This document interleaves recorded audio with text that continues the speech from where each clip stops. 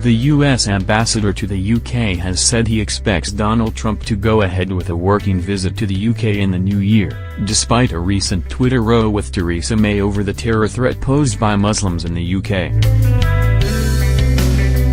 The remarks by Woody Johnson to the BBC's Today programme represent the first official confirmation that the president is expected to visit in early 2018, when Trump may formally open the new American embassy. A formal state visit, which would include a meeting with the Queen, is not envisaged. The Queen is likely to be preoccupied with preparations for a Commonwealth summit next year. Johnson told the BBC the disagreement over Trump's sharing of videos posted by the far-right group Britain First was probably misinterpreted. The ambassador was being interviewed about the US Embassy's move from its current UK headquarters in Grosvenor Square in central London to a new £800 million complex in Battersea, south of the River Thames. Johnson said the new embassy would need to be dedicated by an American president. May said Trump had been wrong to share videos posted by Britain First, prompting the president to tell the Prime Minister to focus on her job. Johnson, a close friend of the president, said Trump's relationship with the UK was very, very good. The president had not yet set a date for the possible visit, he added. Johnson said of Trump, he understands the special relationship, and while there may be disagreements about the way he says something or how he does something, you can rest assured security and prosperity are very important. Asked about the Britain First tweet, he said, "The way I would look at it, and the way he would look at it, is that security is the #1 oath protecting Americans here and in the US." If you look at it in that context, that is what is he trying to do. Claiming Trump had not really changed in the 35 years of their relationship, he said it was not widely known that Trump will canvass opinions from 50 people, and he will look at you, listen to you, will give you feedback on your opinion, and actually if he agrees with you, he will use your opinion. He listens to advice and to people around him, but he is going to make his own decisions.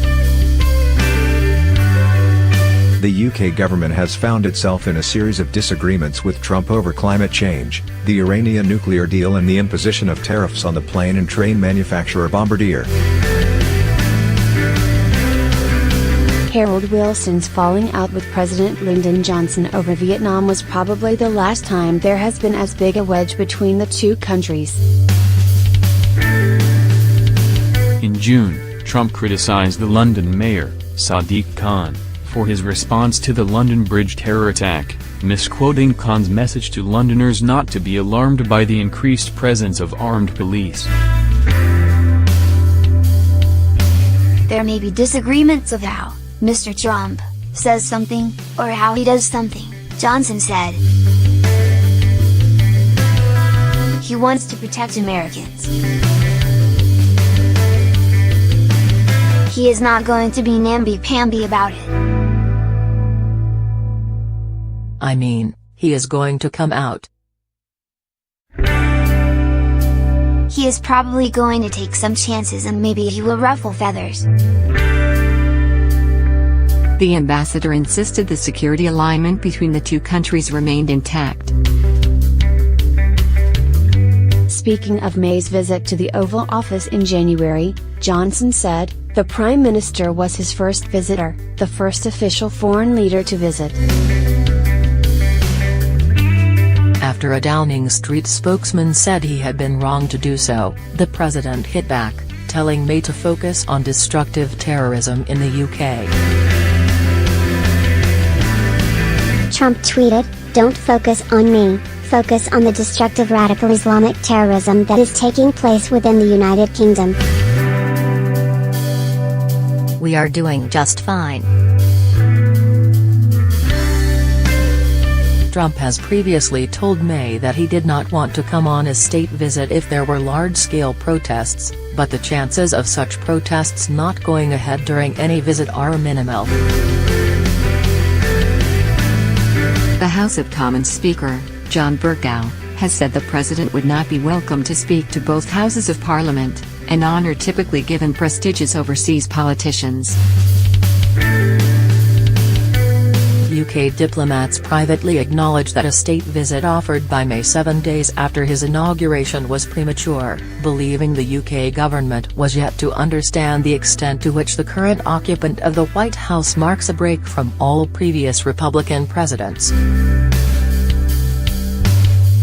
The Labour MP for Walthamstow, Stella Creasy, called for peaceful protests during Trump's visit, saying the dignity and self-respect of the UK was at stake. She added that by showing and promoting videos by Britain First, he has undermined our democratic process and put people at risk in our communities. He did not listen to our Prime Minister, and I fear what else he would do if he came here. For goodness sake, this country would not let Martha Stewart in because it said it would not be conducive to the public good. What does Donald Trump have to do? How much damage does he have to do to security and tensions in our communities before our Prime Minister says this special relationship is enough to say, not now? The former UK ambassador to Washington, Sir Christopher Meyer, said many Americans, including those had not voted for Trump, would be offended if the invitation was withdrawn. He said, "The government is right to say the invitation is on the table," but he added the visit would be highly circumscribed due to the security risk posed by enormous demonstrations and public disorder. He said, "It may so scaled down the public will hardly see him and it will barely justify being called a state visit."